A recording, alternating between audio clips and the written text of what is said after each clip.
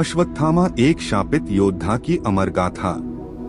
महाभारत के सबसे रहस्यमय पात्रों में से एक अश्वत्थामा आज भी रहस्य और किंवदंतियों का विषय बना हुआ है।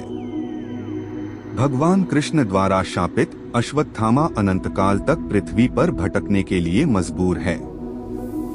अश्वत्थामा द्रोणाचार्य और कृपि के पुत्र एक अद्वितीय योद्धा थे।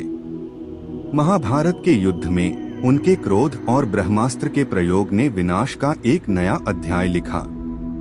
जब उन्होंने पांडवों को खत्म करने के लिए छल से उपपांडवों की हत्या की, तब भगवान कृष्ण ने उन्हें शाप दिया। कृष्ण ने अश्वत्थामा से कहा, तुम्हें अपने माथे पर अमरत्व का प्रतीक मणि गंवानी पड़ेगी।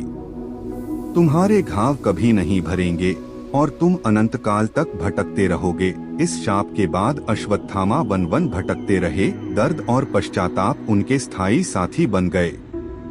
कई लोग दावा करते हैं कि उन्होंने अश्वत्थामा को जंगलों और मंदिरों में देखा है। कहा जाता है कि वह आज भी जीवित हैं, अपने माथे से रिश्ते रक्त के साथ, लेकिन इसके कोई प्रमाण नहीं है। यह कहानी धर्म, अधर्म और शाप की शक्ति को दर्शाती है। क्या अश्वत्थामा सच में अमर हैं, या यह केवल पौराणिक कथाओं की एक गाथा है? यह सवाल आज भी हमारे दिलों और दिमागों में जीवित है। आइए कहानी के माध्यम से हम इसे विस्तार से जानते हैं। अश्वत्थामा एक शापित योद्धा की अमर गाथा। महाभारत के अद्भुत महाकाव्य में अनेक वीर योद्धाओं की कहानियां हैं, लेकिन उनमें से अश्वत्थामा का जीवन सबसे विचित्र और रहस्यमय है। अश्वत्थामा गुरु द्रोणाचार्य और कृपि का पुत्र जन्म से ही विशेष था। वह चिरंजीवी था, यानी उसे मृत्यु प्राप्त नहीं होनी थी। उसे शिवजी से वरदान प्राप्त था और उसके माथे पर चमकने वाला मणि उसकी शक्ति का स्रोत था। वह अद्वितीय योद्धा था, जिसके पास महान शौर्य, विद्या और दिव्यास्त्रों का ज्ञान था। लेकिन यही योद्धा, जो धर्म की शिक्षा और नैतिकता का प्रतीक होना चाहिए था, अपने क्रोध और अधर्म के कारण शापित हो गया। भगवान कृष्ण के द्वारा दिया गया उसका शाप कि वह अनंतकाल तक पृथ्वी पर भटकता रहेगा। भूखा प्यासा और कष्ट सहता हुआ उसकी गाथा को अनंत पीड़ा और रहस्य से भर देता है। महाभारत युद्ध के अंतिम दिनों में कौरव सेना पराजय के कगार पर थी। दुर्योधन का पतन निकट था। अपने पिता द्रोणाचार्य की मृत्यु का बदला लेने और अपने मित्र दुर्योधन को संतुष्ट करने के लिए अश्वत्थामा ने अधर्म का सहारा लिया। रात्रि के समय जब पांडव सेना गहरी निद्रा में थी, अश्वत्थामा ने चुपके से उनके शिविर में प्रवेश किया। उसने अपने क्रोध और प्रतिशोध के वशीभूत होकर सभी सोते हुए योद्धाओं का वध कर दिया। लेकिन अश्वत्थामा की सबसे बड़ी भूल यह थी कि उसने 5 पांडवों के पुत्रों उपपांडवों को पांडव समझकर मार डाला। यह अधर्म का चरम था, क्योंकि न केवल उसने धोखे से हत्या की, बल्कि निर्दोष वध भी किया। सुबह जब पांडवों को अपने पुत्रों की हत्या का पता चला, तो वे अत्यंत दुखी और क्रोधित हुए। भगवान कृष्ण ने अश्वत्थामा को दंडित करने का निश्चय किया। अश्वत्थामा को अपनी गलती का एहसास हुआ, लेकिन उसका अहंकार और क्रोध अभी भी कम नहीं हुआ था। उसने ब्रह्मास्त्र का प्रयोग किया, एक विनाशकारी दिव्यास्त्र जो पूरे संसार को नष्ट करने की क्षमता रखता है। भगवान कृष्ण ने उसे इस विनाशकारी कार्य से रोका और अर्जुन से ब्रह्मास्त्र का प्रतिकार करने को कहा। दोनों ब्रह्मास्त्र एक दूसरे की ओर बढ़े, जिससे पृथ्वी पर प्रलय की स्थिति उत्पन्न हो गई। कृष्ण ने हस्तक्षेप किया और दोनों को ब्रह्मास्त्र वापस लेने का आदेश दिया। अर्जुन ने कृष्ण की बात मान ली, लेकिन अश्वत्थामा ने ब्रह्मास्त्र को वापस लेने की विद्या नहीं सीखी थी। उसने अपना ब्रह्मास्त्र अभिमन्यु की गर्भवती पत्नी उत्तरा और उसके अजन्मे बच्चे को मारने के लिए भेज दिया। यह अधर्म और अमानवीयता का चरम था। भगवान कृष्ण ने तुरंत अपने सुदर्शन चक्र से ब्रह्मास्त्र को निष्क्रिय कर दिया और उत्तरा के गर्भ की रक्षा की। कृष्ण ने अश्वत्थामा को दंडित करने का निश्चय किया।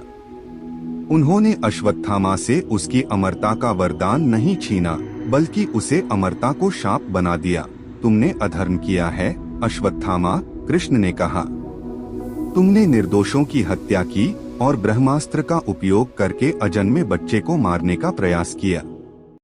अब से तुम अनंत काल तक इस पृथ्वी पर जीवित रहोगे।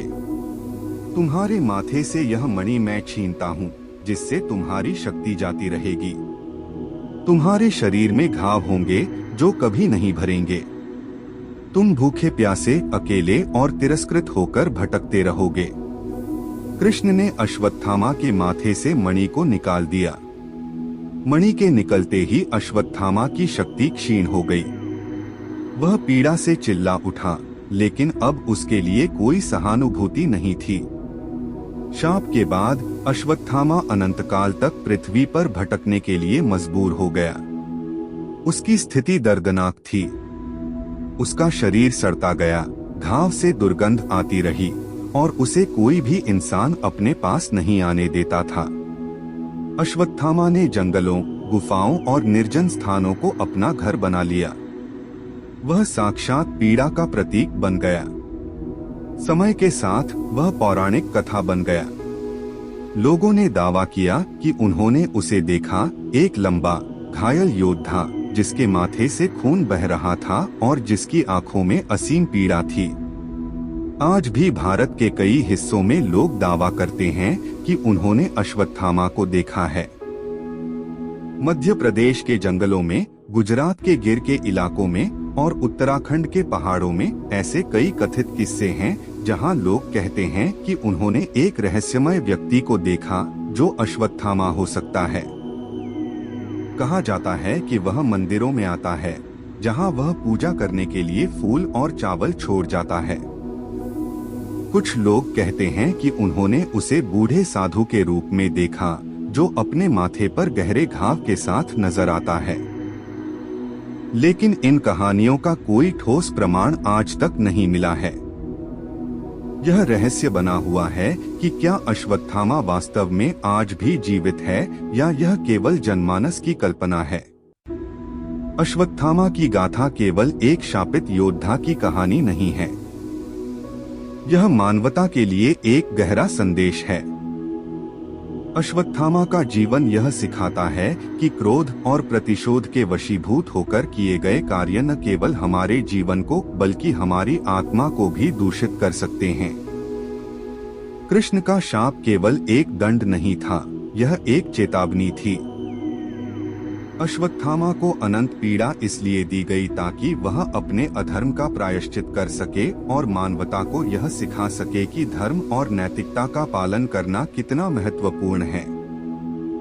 अश्वत्थामा की कहानी आज भी धर्म, रहस्य और मानवता का प्रतीक है।